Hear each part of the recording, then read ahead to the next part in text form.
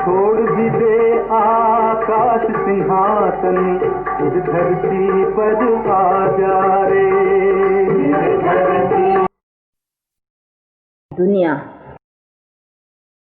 ये तो मानेंगे ही कि परमात्मा एक है। अभी सारी दुनिया का परम पिता परमात्मा जो एक है, तो उनको ही कहा जाता है निराकार परमात्मा। और निराकार परमात्मा के लिए ही सारी दुनिया परमात्मा एक कहती है। तो ये भी समझने की बात है। तो परमात्मा तो एक ही है ना, ऐसे तो नहीं है ना सभी धर्म का परमात्मा अलग अलग है, नहीं, सभी धर्मों का धर्म पिता अलग अलग कह सकते हैं। जैसे क्राइस्ट, भाई क्रिश्चियन का धर्म स्थापित करने वाला, जैसे बुद्धिज्म धर्म का स्थापित करने वाला। परंतु खुद क्राइस्ट अथवा बुद्ध अथवा इस्लामी धर्म स्थापन करने वाले भी अपने को ऐसे नहीं कहा कि मैं भगवान हूँ या मैं परम पिता परमात्मा हूँ, नहीं, उन्होंने भी उसी निराकार परमात्मा की ओर इशारा रखा कि परमात्मा वो है। जैसे क्राइस्ट ने भी अपने को सन ऑफ गॉड कहा, ऐसे नहीं कहा आई एम गॉड, नहीं, सन ऑफ गॉड। और परमात्मा उसी निराकार को कहा। तो खुद जो धर्म स्थापित है उन्होंने भी अपने को गॉड नहीं मान करके उसी निराकार को कहा। गुरु नानक देव ने भी उसको ऊपर रखा कि ऊंचे ते ऊंचा भगवन, तो निराकार को रखा, नहीं, अपने को नहीं कहा कि मैं पर, अपने को तो और ही नीच रखा। तो ये सभी चीजें समझने की हैं कि जिन खुद धर्म स्थापित करने वालों धर्म पिताओं ने भी अपने को परमात्मा परम पिता नहीं कहा, उसने भी उसको अपना पिता रखा, तो वो उनकी संतान हो गई ना। तो ये सभी बातें समझने की है कि सबका पिता एक है। अभी सबका पिता एक जिसको निराकार कहा जाता है, तो उसकी भी तो जानकारी होनी चाहिए नहीं कि वो परम पिता परमात्मा कौन। अभी हम भारतवासी भी जो कृष्ण अथवा राम को मानते हैं, तो ये भी तो समझने की बात है नहीं कि कृष्ण और राम उनको परमात्मा कहें या वो भी परमात्मा की संतान कहें, क्योंकि कृष्ण और राम ये तो सूर्यवंशी चंद्रवंशी राजे महाराजाए सत्ययुग और त्रेता के होकर के गए हुए हैं। और ये देवी देवता, तो इन्हों को देवता कहेंगे। इन देवताओं को ऐसा देवता बनाने वाला भी वो परमपिता परमात्मा। तो परमात्मा तो अलग हो गया, नहीं, इसीलिए तो भारतवासियों में ही ये चित्र भी है रामेश्वर का या कृष्ण का, सभी देवताओं का।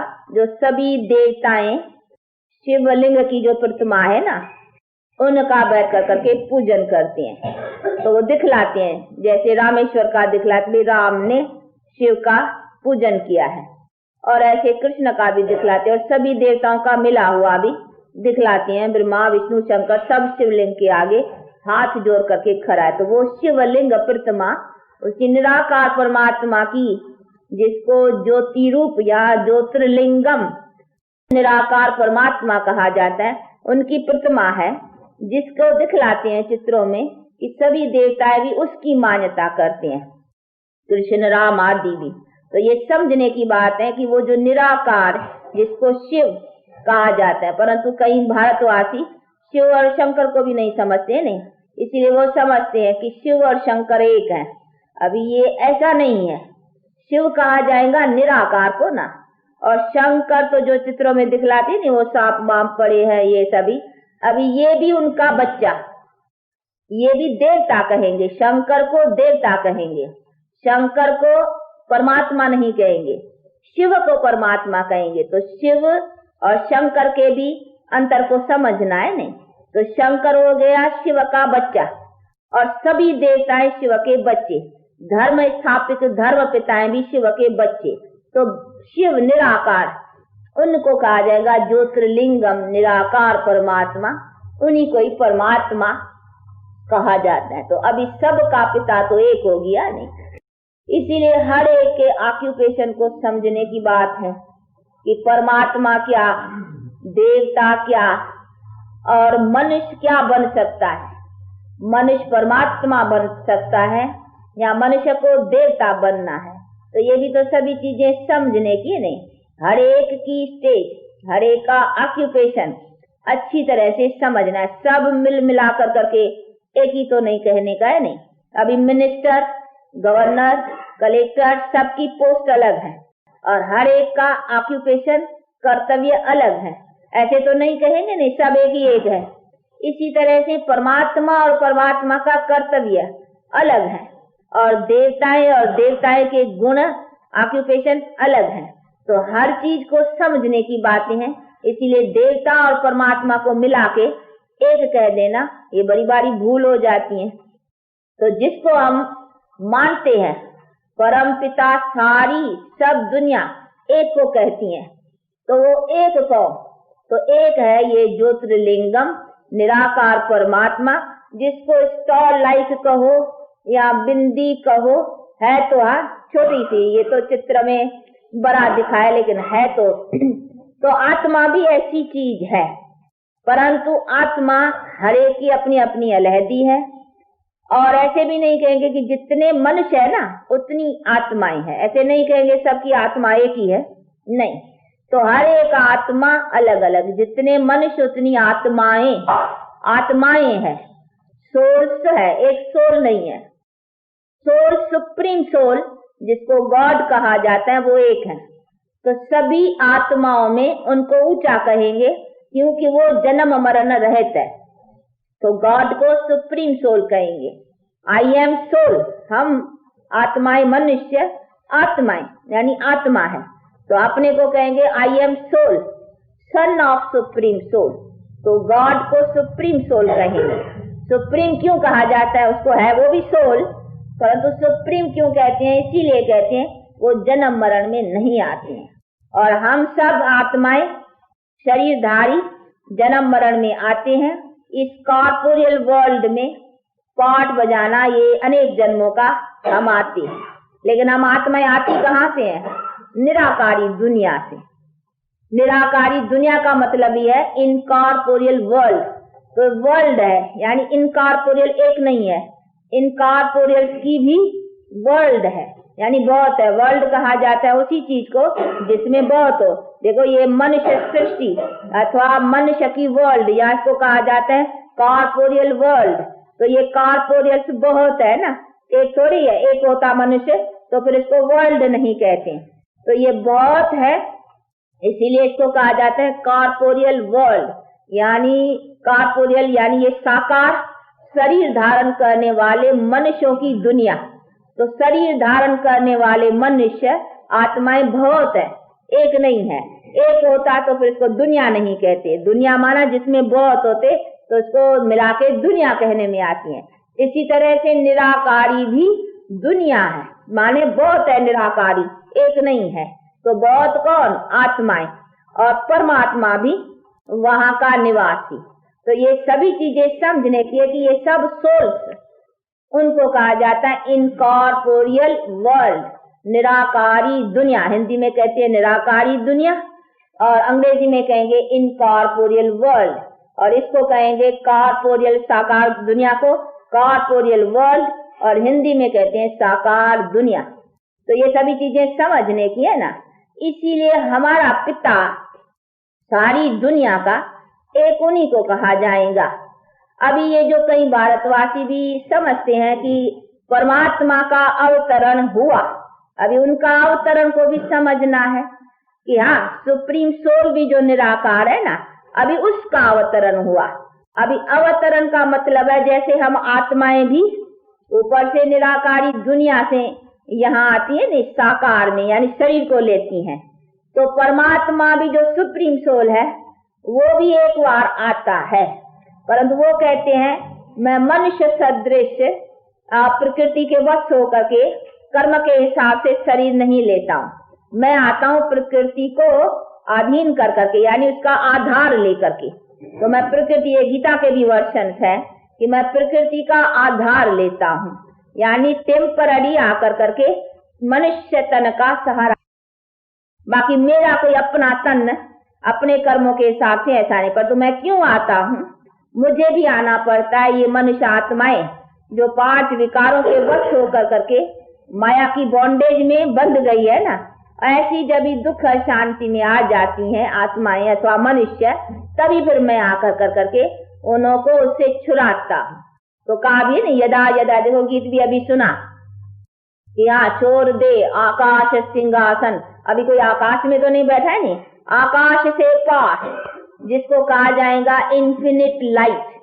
तो आकाश, ये 5 तत्वों के भी पार इन्फिनिट लाइट में, जहाँ आत्माएं भी निवास करती हैं और जहाँ परमात्मा भी निवास करते हैं। जैसे इस ईथर में, आकाश में, तो इस ईथर में मनुष्य रहते हैं, इसी तरह से इन्फिनिट लाइट में फिर उसको आत्माओं के और परमात्माओं का निवास है।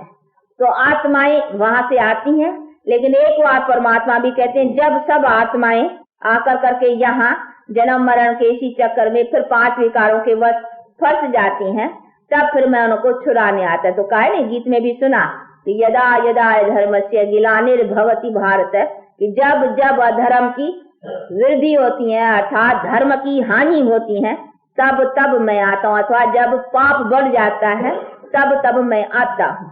तो आते हैं काहे के लिए? आते हैं पापों से छुड़ाने के लिए।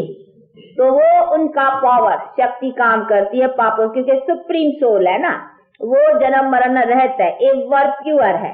तो उनको कहा जाएगा परमात्मा को एवर प्योर।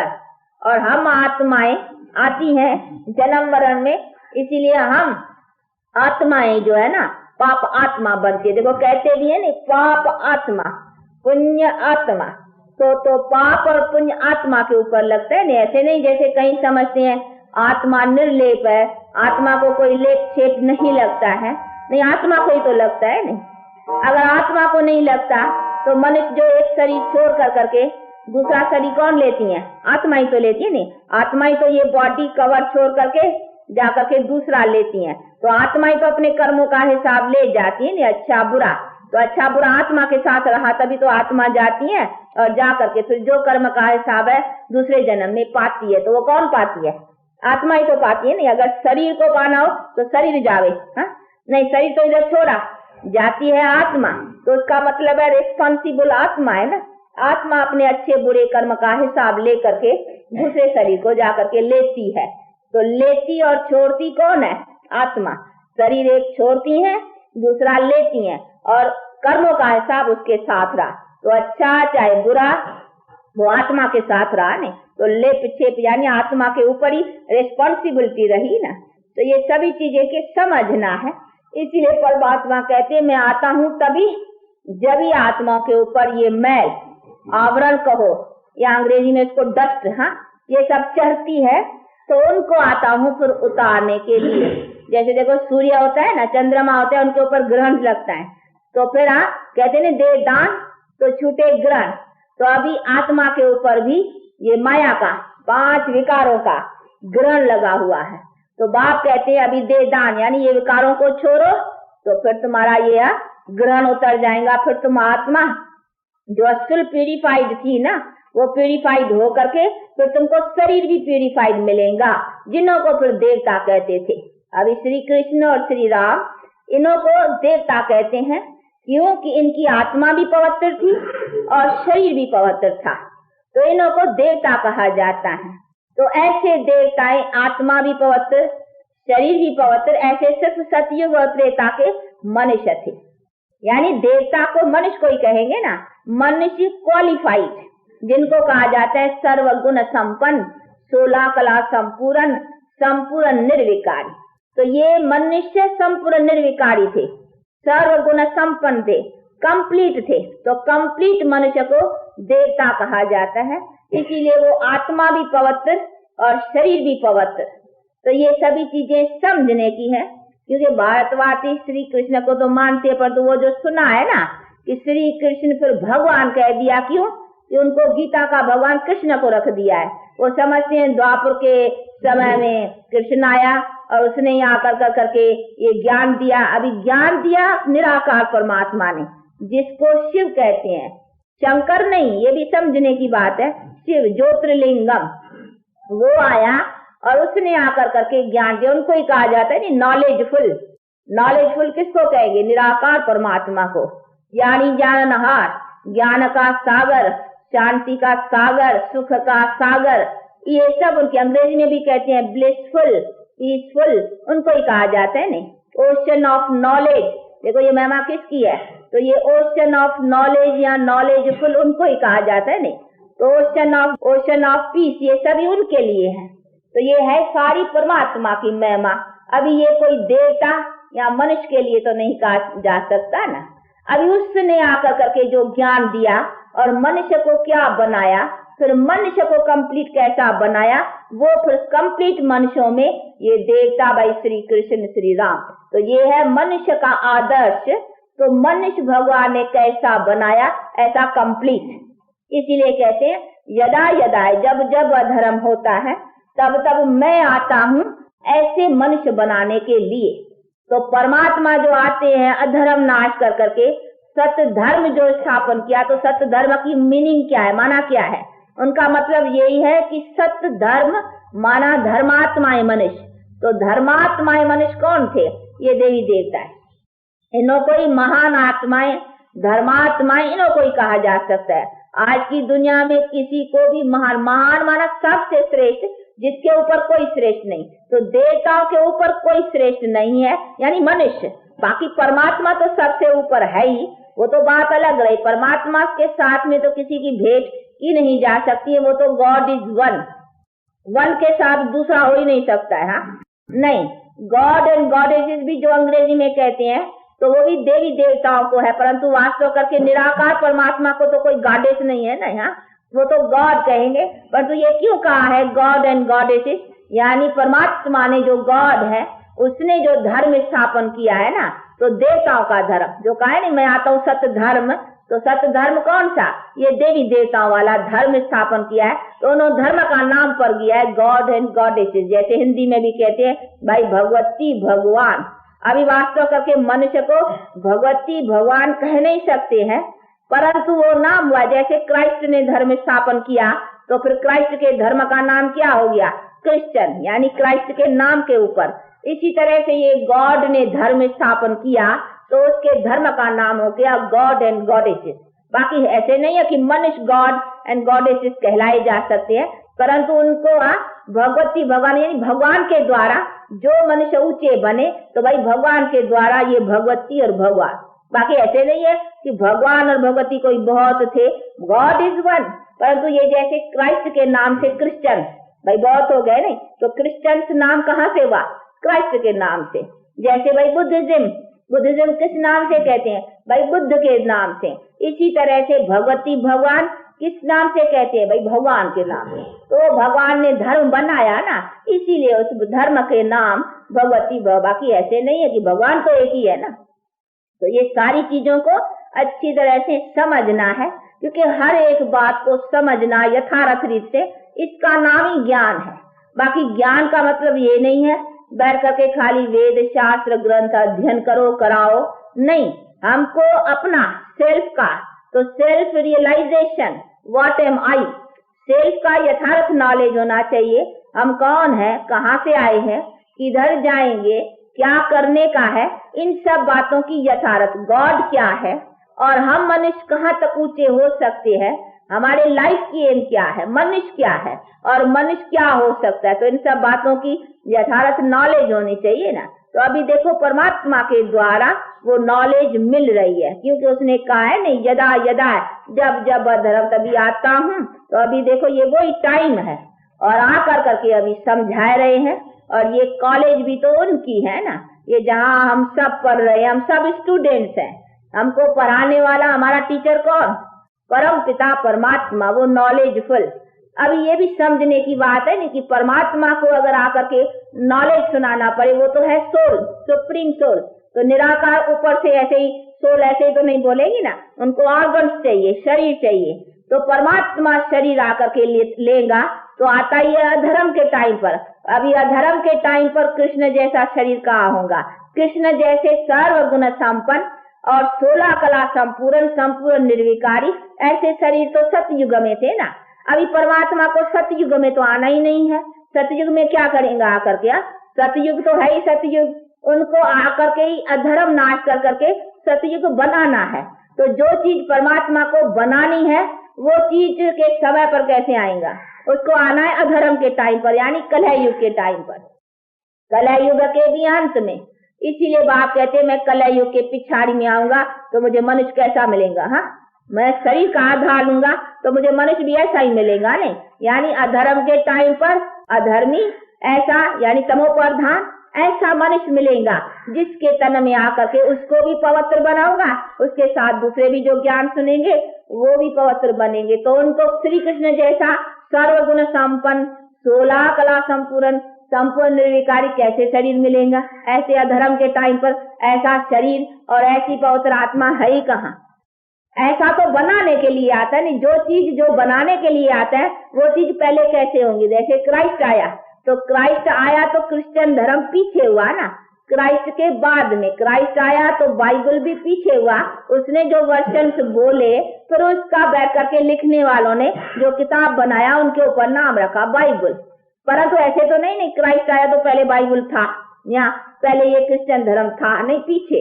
इसी तरह से परमात्मा आया तो परमात्मा के पीछे ही तो ऐसे देवी देवता है जैसे मनुष्य बने ना। अभी श्री कृष्ण को तो ऊंचा गिना जाएगा ना। देखो उनकी कितनी महिमा है। वास्तव कर करके श्री कृष्ण पहला सतयुग का पहला प्रिंस और पीछे पर बड़ा हुआ है तो उनको श्री नारायण कहेंगे। तो ये भी चीजें समझने की है ना। तो श्री कृष्ण सोई फिर श्री नारायण, यानी बड़ेपन में उसका जब स्वयंवर हुआ है तो उसका नाम श्री नारायण। तो छोटेपन में राधे कृष्ण, पीछे फिर बड़े होते हैं तो लक्ष्मी नारायण। राधे का नाम लक्ष्मी और उनका नाम श्री नारायण। लेकिन ये सतयुग के हो गए ना। तो ये भारतवासी ये बातों को न समझने के कारण सब, यानी बाप और बेटे को मिला रखा है। जैसे अगर कोई गांधी के बायोग्राफी के ऊपर अगर नेहरू का नाम लगा देवे तो फिर न नेहरू की बायोग्राफी सिद्ध होगी न गांधी की बायोग्राफी सिद्ध होगी। तो इन्होंने मानो श्री परमात्मा के ऊपर, निराकार परमात्मा की बायोग्राफी के ऊपर श्री कृष्ण का नाम रख दिया, बाप के बायोग्राफी के ऊपर बेटे का नाम रख दिया। तो न बेटे की बायोग्राफी सिद्ध हुई न बाप की बायोग्राफी सिद्ध हुई, न श्री कृष्ण की बायोग्राफी सिद्ध होती है न निराकार परमात्मा की बायोग्राफी सिद्ध होती है। तो दोनों मिक्स हो गई है ना। तो ये सभी चीजें समझने की है कि निराकार परमात्मा जिसको शिव कहा जाता है और कहते भी ना शिवलिंग, ये जो मंदिरों में पूजे जाते हैं शिवलिंग। तो ये सभी समझने की, शंकर नहीं, ये बार बार समझने का है कि शंकर और शिव का अंतर है। इसीलिए शिव, तो अभी शिव को जो मानते ज्योतिर्लिंगम निराकार, और इसी प्रतिमा को फॉरेन देशों में भी मानते हैं, मुसलमान भी मानते हैं, मक्के मदीने में भी इनकी ये प्रतिमा है। आप लोगों को बताया था नहीं, हमारी पार्टी जब यहाँ से जापान में गई थी तो जापान में भी एक संस्था में गए थे, जिस संस्था में भी उन्होंने पास भी ऐसा शिवलिंग के सदृश छोटे छोटे पत्थर पॉकेट में पड़े थे।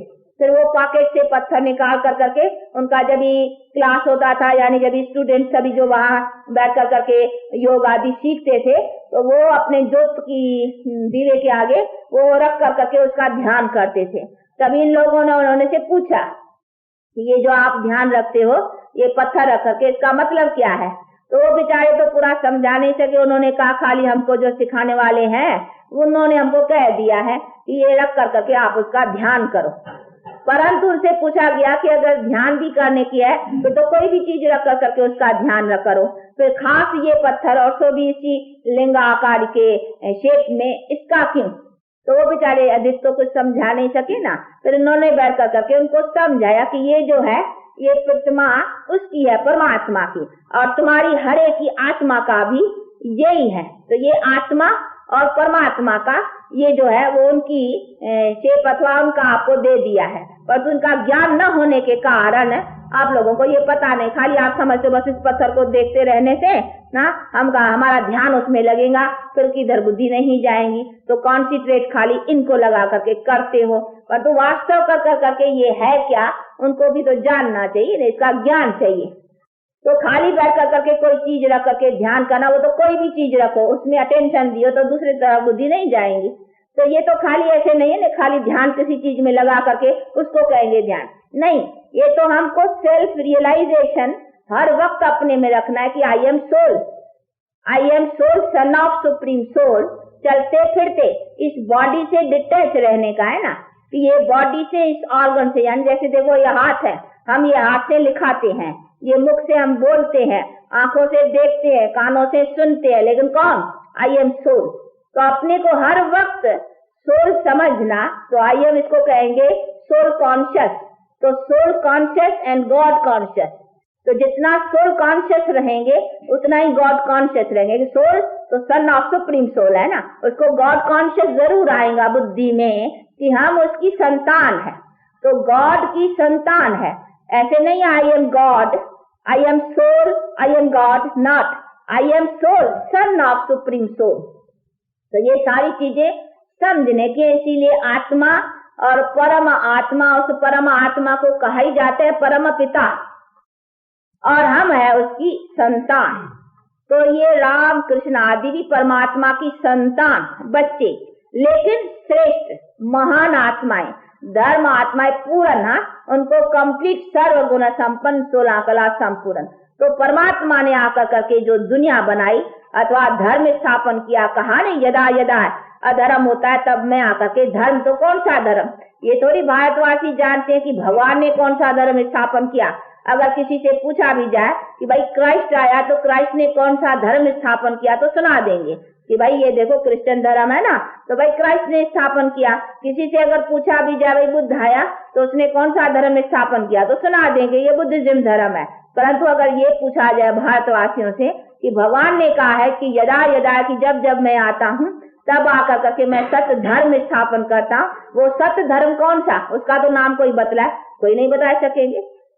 बहुत वाली देखो आप पूछते हैं ना, हाँ तो देखो पता है खाली सत्य धर्म, यानी सत्य का सत्य धर्म, लेकिन वो कौन सा, उसका नाम क्या है, कहाँ है वो सत्य धर्म।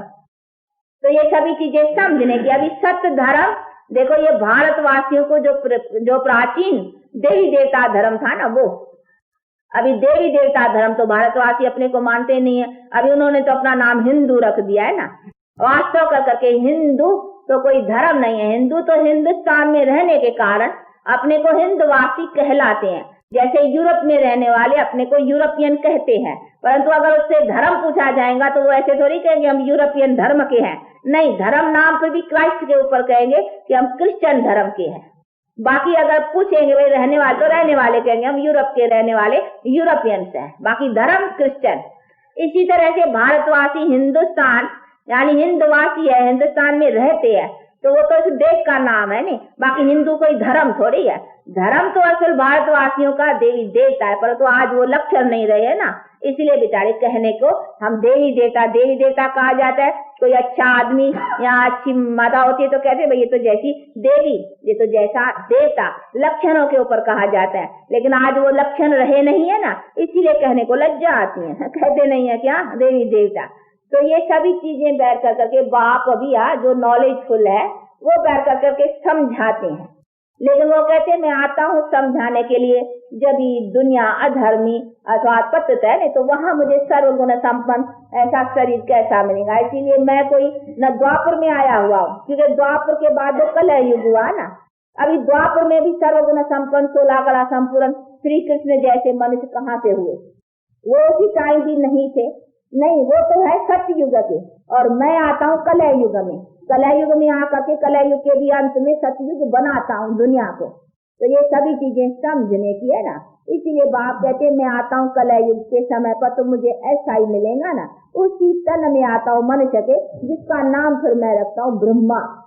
तो मैं ब्रह्मा के तन में आता हूँ, ऐसे नहीं कि कृष्ण के ब्रह्मा के तन में आकर करके वो ब्रह्मा जिसका नाम रखता हूँ मैं, उनका बैठ कर करके पवित्र बनाता हूँ, फिर उनका जाकर के भविष्य में सेकंड जन्म उनका फिर श्री कृष्ण बनता है। तो कृष्ण का पहला जन्म जो है ना वो कौन सा, यानी कृष्ण भी सर्वगुण संपन्न बना, वो कहाँ से बना? ऐसे तो नहीं बने बनाए ऊपर से आए, हाँ नहीं, वो भी तो कर्म का फल है ना। तो ये सभी चीजों को समझने, कई तो समझते हैं कि नहीं ये कृष्ण राम आदि हो शायद ऊपर से ऐसे बने बनाए कोई आए हैं, जैसे नाटकों में भी दिखला लेते हैं। यानी ब्रह्मा फिर दूसरे जन्म में कृष्ण बना, तो कृष्ण का पीछा पहला जन्म जो है ना वो ब्रह्मा। तो ये सारी चीजें समझने की है कि ब्रह्मा तो कृष्ण, फिर कृष्ण देखो दिखलाते नहीं, वो विष्णु के नाभि कमल से भाई ब्रह्मा निकला, वो एक चित्र दिखलाते हैं नाभि से, तो नाभि से यानी विष्णु दिखलाते। तो विष्णु कौन है? लक्ष्मी नारायण।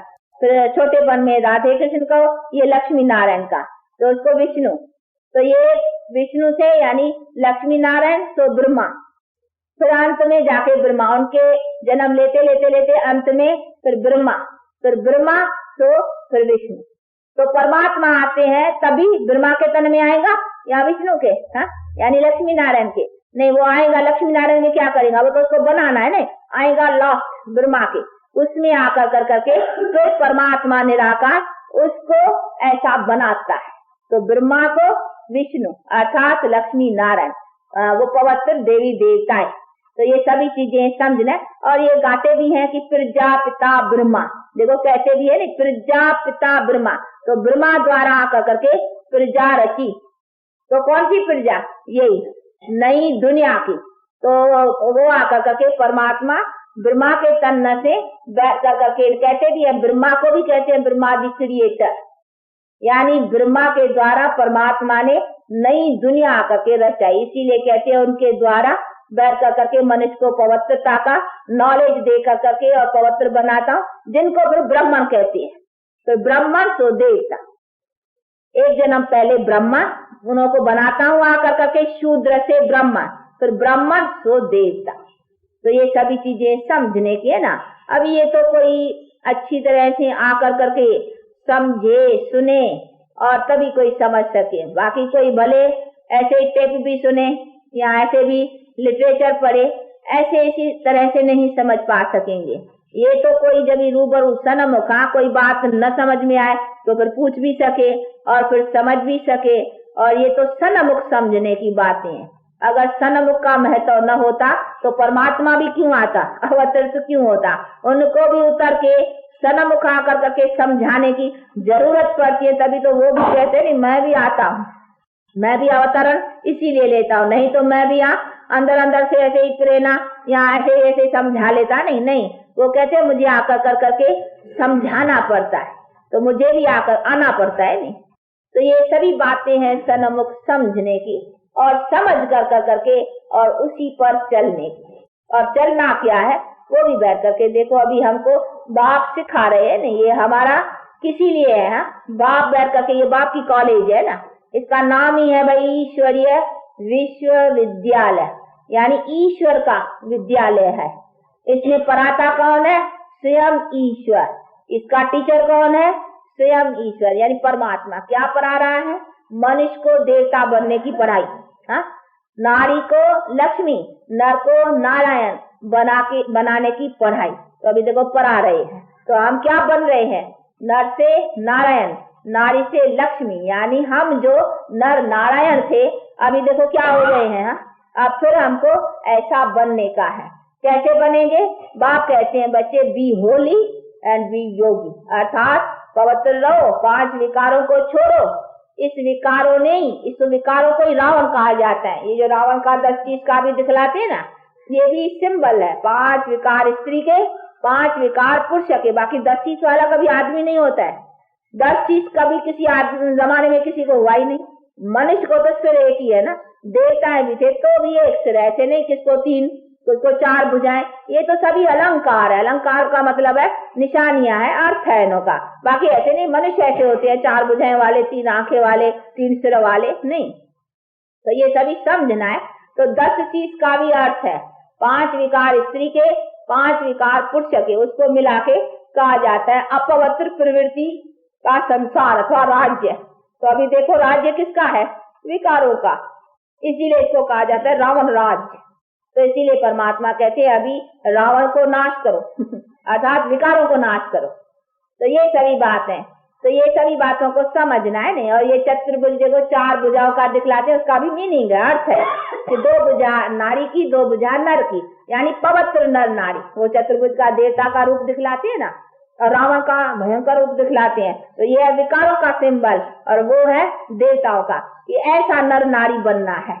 लक्ष्मी चतुर्भुज भी दिखलाते हैं, तो 2 भुजा है नारायण की, वो नारायण पीछे है, लक्ष्मी आगे है। और वो फिर विष्णु का दिखलाते हैं, तो नारायण आगे है, लक्ष्मी पीछे है, परंतु है दोनों कंबाइंड। तो कंबाइंड का फिर फोटो निकाला हुआ है। तो ये सभी चीजों को समझने का है। तो देखो हर बात के अर्थ को समझना है ना। अर्थ को यथार्थ जानने को ही ज्ञान कहा जाता है। गीता में भी कहा है मुझे अर्थ स्वरूप परमात्मा को जानने से ही तुम मेरी यथार्थ जो प्राप्ति है नहीं वो कर सकेंगे। बाकी ऐसे नहीं है जैसे भी समझो सब परमात्मा ही परमात्मा है, नहीं, परमात्मा खुद परमात्मा है। बाकी हम सब मनुष्य है, पर तुम मनुष्य में भी वो देवता है। हम देखो अभी नीचे गिराए हैं, तो ये सभी चीजें भी समझने की, तो सबकी स्टेज समझने की है नहीं। सब मिल मिला करके एक ही कैसे होगा? एक ही एक नहीं, मिनिस्टर भी एक, गवर्नर भी एक, तो कलेक्टर भी एक, सब एक ही एक, फिर एक ही एक है, तो फिर अलग पोस्ट क्यों, अलग ऑक्यूपेशन क्यों है? फिर तो मिनिस्टर का काम गवर्नर, गवर्नर का काम कलेक्टर, फिर तो सब चला रहे नहीं। तो ये सभी चीजें समझने की है ना। इसीलिए बाप कहती है मेरा ऑक्यूपेशन, मैं भी क्या हूँ मुझे भी यथार्थ समझो। तू क्या है हे आत्माएं, तो अपने को भी समझ। अभी तुम तो मेरा इंसल्ट करते हो, मानो परमात्मा गिरा ऐसा हो गया नहीं, तो मैं थोड़ी गिरा हूँ, मैं कभी गिरता नहीं, मैं कभी चढ़ता नहीं, मैं तो एवर प्योर, इसीलिए मैं एवर प्योर हूँ। बाकी तू आत्मा इम्प्योर फिर प्योर, तो आत्मा इम्प्योर से प्योर बनती है और उसको बनना है। बाकी ऐसे नहीं है कि मैं कोई एवर प्योर, मैं तो हूँ एवर ना। तो सभी बातों को अच्छी तरह से समझना है ना। इसीलिए हमारे भारत का देखो श्री कृष्ण बहुत लाडला और प्रिय है भारतवासियों को, और है भी प्रिय क्योंकि ये हम मनुष्य की एम एन ऑब्जेक्ट है। यानी हम मनुष्य इतने उत्तम थे लेकिन अभी उनसे गिरे हैं, अभी हमको फिर ऐसा ऊंचा बनने का है। लेकिन बनाने वाला कौन? परम पिता परमात्मा, जिसने कहा है कि यदा यदा ऐसा अधर्म होता है कि यानी तुम गिर पड़ते हो तभी फिर मैं आता हूँ तुमको चढ़ाने के लिए। तो तुम्हारी चढ़ी हुई स्थिति कौन सी है? यही सर्वगुण संपन्न, 16 कला संपूर्ण, संपूर्ण निर्विकारी। तो समझना चाहिए कि मनुष्य को आखिर क्या बनने का है और बनाने वाला कौन? तो बनाने वाला अलग, बनाने वाला नहीं गिरा है, यहाँ उनको चढ़ना है नहीं। बनाने वाला तो एवर प्योर है ना, बाकी गिरे हैं जो हम मनुष्य जो दुर्गति में आए हैं उनको सदगति मिलने की है। तो सदगति की बायोग्राफी को भी समझना है ना। तो सदगति वाले कौन से मनुष्य? अभी देखो दुर्गति वाले कौन से मनुष्य है भाई, देख लो सामने बैठे हो ना, ये है दुर्गति पाए हुए मनुष्य। तो दुर्गति की दुनिया और दुर्गति पाए हुए मनुष्य की बायोग्राफी भी तो सामने है कि भाई आज की दुनिया कलयुगी तमो प्रधान दुख शांति वाली जो मनुष्य की लाइफ देख रहे हो, तो जरूर सदगति भी कोई दुनिया होगी ना। ऐसे तो नहीं ना सदगति कोई बस लीन हो गया, नहीं, ये तो कोई है ही नहीं। सदगति की भी दुनिया थी जिसको स्वर्ग भी कहते हैं नहीं। तो स्वर्ग भी तो दुनिया को कहा जाता है नहीं, लेकिन अभी नहीं है। कई समझते हैं स्वर्ग भी इधर नर्क भी इधर, जो देखते हैं धनवान है सुखी है तो समझते हैं ये स्वर्ग है। नहीं, ये नर्क का स्वर्ग है, इसका रावण का स्वर्ग, इसको कहेंगे रावण का स्वर्ग यानी विकारों का। वो जो परमपिता परमात्मा ने जो स्वर्ग बनाया ना, वो तो स्वर्ग था ना, तो उसमें कोई दुख का नाम निशान नहीं था। तो ये तो रावण का स्वर्ग यानी रावण की थोड़ा बहुत था उसका सुख, उसको थोड़ी स्वर्ग कहेंगे नहीं। तो ये सभी चीजों को समझने का है ना। इसीलिए बाप कहते हैं कि मेरा जो स्वर्ग था ना, राम ने आकर करके जो दुनिया को स्वर्ग बनाया, राम कहा जाता है निराकार परमात्मा को। परंतु एक राजा त्रेता का जो था ना राम, उसका भी नाम था। जैसे यहाँ भी बहुत अपने रामचंद्र फलाने फलाने कृष्णचंद्र नाम रखाते हैं ना, तो वो भी एक त्रेता का राजा था जिसका नाम था राम। परंतु वो जो महिमा है निराकार परमात्मा की, राम उसको कहा जाता है। तो उसने आकर करके रावण को मारवाया यानी अधर्म को नाश करवाया। तो अधर्म नाश कहो या रावण नाश कहो, बात एक ही है। परंतु ये सभी बात कर करके तो बायोग्राफी हिस्ट्री लिखने वालों ने बना ली है, भाई राम आया रावण को मारा, तो राम कोई त्रेता वंश वाला नहीं नहीं, राम निराकार परमात्मा जिसने आकर के अधर्म को नाश किया या रावण को नाश किया। बाकी ऐसा नहीं 10-20 वाला कोई आदमी था, राजा था जिसको मारा नहीं, माराया यानी विकारों को मरवाया, अधर्म को नाश किया। ये अधर्म की सिंबल है, अधर्म नाश करो या रावण नाश करो, बात एक ही है। ये सभी चीजों को समझना है ना। तो नाश करके अधर्म, फिर परमात्मा ने क्या बनाया संसार को, भाई ऐसा राम कृष्ण जैसे मनुष्य, ऐसे मनुष्य की अथवा देवताओं का संसार बनाया। तो ऐसे संसार में सदा सुख था। कहते नहीं राम राजा राम प्रजा राम शाहूकार है, बसे नगरी जिए दाता धर्म का उपकार। कहते भाई उसी समय में शेर बकरी एक घाट पर पानी पी सकते थे, कभी कोई यहाँ लड़ाई झगड़े नहीं थे। तो ये सभी चीजें समझने की हैं। बाकी ये तो बहुत बातें लगा दिए नहीं, वे राम की सीता चुराई गई, अभी राम की वो राजा राम की थोड़ी चुराई गई। हाँ, ये हम सीता है, देखो हम सीता है नहीं, निराकार परमात्मा की जो उसको याद करती हैं भक्तियां को, हम चुराई गई है। हमको किसने चुराया है? विकारों ने, रावण ने। तो हमको रावण ने चुराया है, बाकी वो सीता उस राजा की थोड़ी चुराई गई। अभी देखो ये उल्टी बात हो गई ना, तो उन्होंने जाकर के उस राजा के ऊपर लगा दिया कि उसकी राम की सीता चुराई गई और वो वहां ले गए। अभी वहां की थोड़ी, जहाँ कहते राम राजा राम प्रजा धर्म का उपकार है, वैसा वहां इतना धर्म हो कि खुद राजा की कोई औरत चुरा के ले जाए। आज भी कोई मिनिस्टर या बड़े की किसकी औरत को ले जाए, कितनी बात हो जाए। हाँ, तो उसी जमाने में अगर उस राजा राम की कोई औरत ले जाए, ये कैसा, ये तो ऐसा धर्म का जमाना और नहीं होगा। तो ये तो बातें ही नहीं है ना, वो उसी टाइम की बातें नहीं है। तो ये सभी चीजें समझने की हैं।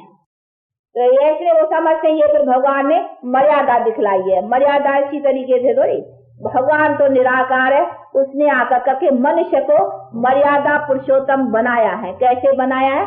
5 विकारों से छुड़ा करके फिर ऐसा सर्वगुण संपन्न देवता बनाया है। तो मनुष्य को देवता, और ग्रंथ में भी कहते नहीं, गुरु नानक देव के ग्रंथ में भी है, मानसते देवता किए करतन लागी वार। उसका मतलब ही है कि मनुष्य को देवता बनाने में परमात्मा को समय नहीं लगा। तो मनुष्य को देवता बनना है, मनुष्य को परमात्मा नहीं बनना है, देवता। परमात्मा तो परमात्मा ही है ना। तो ये सब चीजों को समझना है। इसीलिए शिव और श्री कृष्ण का संबंध क्या है, ये बातें सब समझने। श्री कृष्ण शिव का बच्चा था, अर्थात शिव निराकार को कहा जाता है, न कि शंकर को। शंकर भी उसका बच्चा था शिव का। तो ये सभी चीजें समझने की है। तो शिव ज्योतिर्लिंगम निराकार परमात्मा, तो ये सब गीता में भी कहा है नहीं। तो मैं जब परमात्मा साक्षात्कार अर्जुन को कराया तो कहा आपका 1000 सूर्यों से तेज तीखा है। वो किसका? वो वही ज्योतिर्लिंगम निराकार परमात्मा का। तो देखो सामने खड़े होते भी उनको दिखलाया अपना निराकार परमात्म रूप। तो उसको कहा नहीं कि देखो आपका 1000 सूर्यों से तेज तीखा, वो तो उसमें तो लगा दिया है, पर तो मतलब उनको निराकार जो स्टार लाइट बिंदी, उसका साक्षात्कार हुआ। तो ये सभी चीजें समझने की है कि निराकार कोई परमात्मा कहा जाता है। और लेकिन बैठ करके जो ज्ञान दिया ना, वो ब्रह्मा तनत और बनाया फिर उनको ऐसा सर्वगुण संपन्न श्री कृष्ण श्री राम जैसे बैठ करके बनाया। तो इसीलिए हमारे भारतवासियों का श्री कृष्ण इतना लाडला है, क्योंकि हम मनुष्य इतने ऊंचे थे और ऐसे मर्यादा पुरुषोत्तम सर्वगुण संपन्न 16 कला संपूर्ण, परंतु ये सभी न जानने के कारण न देखो उसके ऊपर भगवान नाम देने से अभी भगवान का महत्व हटा दिया और देवता का भी महत्व हटा दिया। भाई मनुष्य इतना ऊंचा हो सकता है, वो चीज भी निकल गई और भगवान निराकार है वो भी बात भूल गए। अगर आज देखो भारतवासी ऐसा समझते हैं कि ये भारत का भगवान निराकार परमात्मा आया था, तो देखो हमारी जो भगवत गीता है ना, कहते हैं ना भगवान गीता, देखो नाम भी है, तो गीता का मान भी बड़ा हो जाता, क्योंकि भगवान ने बतलाया नहीं। अभी कृष्ण को तो सभी धर्म वाले भगवान नहीं समझेंगे ना, वो तो खाली भारतवासी समझेंगे। तो भगवान तो निराकार है ना, लेकिन उसने आकर करके ऐसा सर्वगुण संपन्न बनाया। तो ये सब बातों को अच्छी तरह से समझने का है। और हर एक बात को समझने का, यथार्थ समझने को ज्ञान कहा जाता है। बाकी ऐसे नहीं सब मिल मिला करके एक ही एक, वो तो कोई ज्ञान ही नहीं है ना। तो ये सभी चीजों को समझना है और समझ कर करके यथार्थ रीत से और उसको फिर यथार्थ पाना है। तो ये सभी बातें हैं जिसको अच्छी तरह से बुद्धि में ये क्यों समझाई जाती हैं, क्योंकि बहुत इसी बातों में बेचारे मुझे पड़े हैं। ऐसे भी नहीं है कि आप कहाँ बहुत ऐसे समझते हैं कि ये शायद खाली शिव को मानते हैं। अभी शिव, एक तो शिव और शंकर को भी बहुत नहीं समझते ना, तो समझते ये शंकर के पुजारी है। शंकर भी बच्चा था शिव का, शिव कहा जाता है वो ज्योतिर्लिंगम।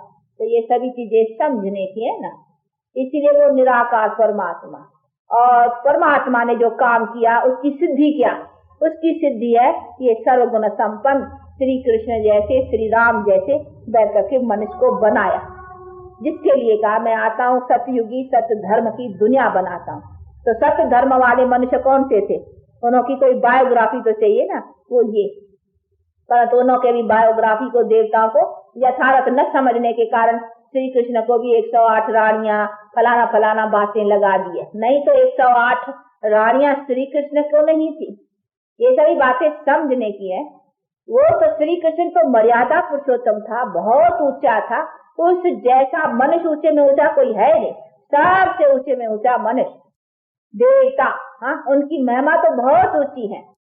तो ऐसे के ऊपर ये बातें रखना, इसीलिए देखो क्रिश्चियन लोग है ना, वो अपने कन्वर्ट करने के लिए या अपने धर्म में फिर ऐसी ऐसी बातें गिलानी की बतलाते थे। वो आपका भगवान कैसा था, इसको 108 रानियां थी, आपके भगवान की एक औरत चुराई गई राम की, यहाँ एक भगवान की औरत चुराई गई, दूसरा भगवान तुम्हारा ना दूसरों की औरत चुराता था। हाँ, तो कहते ना रुक्मणी फलानी फलानिया श्री कृष्ण ने चुराई, तो वो बैठ कर करके गिलानी करती है कि देखो एक भगवान तुम्हारा दूसरों की औरत चुराते थे और दूसरे भगवान की खुद औरत को चुरा के ले गए, देखो तुम्हारे भगवान। हाँ, ऐसे भगवान थे। परंतु क्या है कि भारतवासियों ने अपने पूज्य देवताएं, हाँ अर्थात पूजनीय देवताओं के ऊपर भी ऐसी ऐसी बातें लगा रखी है ना, इसीलिए। नहीं तो इसका अर्थ है कि सीता चुराई गई तो उस राम की थोड़ी, श्वेतावन चुरा, ये निराकार परमात्मा कहती है मेरी तुम सीता है, यानी आत्मा है, तुम चुराई गई हो, तुमको रावण ले गया, यानी 5 विकार। और मैंने आकर के, कहते मैं भगवान ने आकर करके, मैंने आकर करके तुमको आकर के, देखो ये कॉलेज में पढ़ाया है, उसमें से 108 नंबर मुख्य जो पास हुए हैं, जिसकी 108 की वैजंती माला सिमरते हैं, तो ये 108 नंबर है कि जिन्होंने बैठ कर करके इस नॉलेज से 5 विकारों को पूर्ण जीता है और जो विन किया है, उनको देखो भविष्य में सतयुगी दुनिया में फिर ये राजे महाराजे बने हैं। तो वो अभी की बात है जब परमात्मा आया है। बाकी ऐसे नहीं, श्री कृष्ण को 108 रानियां थी, ये 108 मेरे बच्चे थे। तो कहा भगवान के मेरे बच्चे जिन्होंने विन किया है, जिन्होंने बैठ कर करके ये 5 विकारों को जीता है, उनका ये नंबर है। और कहा फिर वो कृष्ण के साथ लगा दिए सब, तो देखो बात की गड़बड़ हो गई। यही बात हो गई जैसे समझा है ना, गांधी के ऊपर अगर नेहरू का, गांधी के बायोग्राफी के ऊपर अगर नेहरू की नाम दिया जाए तो कितना रोला आ जाए। हाँ, न नेहरू की बायोग्राफी से दूंगी न गांधी की। तो ये भी बात की भगवान की बायोग्राफी के ऊपर उसके बच्चे का नाम दे दिया, तो बच्चे की भी बायोग्राफी सिद्ध नहीं हुई है श्री कृष्ण की और न भगवान की। तो ये सभी समझना है। इसका मतलब ये नहीं कहीं ऐसे समझते कि ये शायद श्री कृष्ण को श्री कृष्ण को तो हम जितना मानते हैं ना इतना कोई, क्योंकि हम वही तो बनने का, अर्थात हम वही संपूर्ण सर्वगुण संपन्न बनने का तो यत्न रख रहे हैं। हम उनको पूजनीय समझते हैं ना, तो हम पूजनीय कितने ऊंचे थे। अभी देखो पुजारी खुद ही कहते हैं आप ही पूजा, आप ही पुजारी, और वो है एक बार पूज्य। मनुष्य पूजनीय लायक बने, बनाया किसने? परमात्मा ने। तो ये सभी चीजों को समझने का है ना, तो बाप बैठ कर करके अभी समझाती, तो हर एक बात को समझना है। बाकी ऐसे नहीं है कि बस देखो हमारे पास तो देखो ये श्री कृष्ण का कितना मान है, बतलाते समझाते कि देखो यही फिर कितना ऊंचा, और सतयुग का यही था मुख्य, और यही तो अभी परमात्मा आकर के ऐसा संसार बनाने का। तो ये मनुष्य की स्टेटस है, लेकिन परमात्मा निराकार की स्टेटस तो निराकार की रही ना। तो ये सभी चीजों को समझना है और समझ के फिर उसी मुताबिक चलने का है। तो अभी क्या करना है, बी होली एंड बी योगी, अर्थात 5 विकारों को छोड़ने का है। और जो पापों का बोझ है सिर पर, वो भी परमपिता परमात्मा कहता है कि अभी मुझे याद करो, जिसको राजयोग, और उसी द्वारा फिर तुम्हारे योग के पावर से तुम्हारे पाप दगत होंगे। तो ये सभी चीजों को समझने का है, तो अभी उससे याद करना है। योग का मतलब है याद, बाकी ऐसे नहीं आसन लगाना है, ये करना नहीं, याद, चलते फिरते, घर गृहस्थ में रहते, जिसको कर्म योग का है। इसके लिए कोई घर बार छोड़ने का नहीं है। भगवान ने आकर करके वही शिक्षा दी है कि गृहस्थ आश्रम, गृहस्थ धर्म, नाते में भी कहते हैं धर्मपति, धर्म पत्नी, धर्मपति, हाँ ये सब है ना, तो ऐसा बनने का है। तो ये सभी चीजें समझने की अच्छी तरह से। अच्छा, बाप दादा अभी समझ गए नहीं, बाप कौन दादा कौन, ये सभी समझना है। तो बाप दादा और माँ की मीठे मीठे बहुत अच्छे सपूत बच्चों पे याद क्या और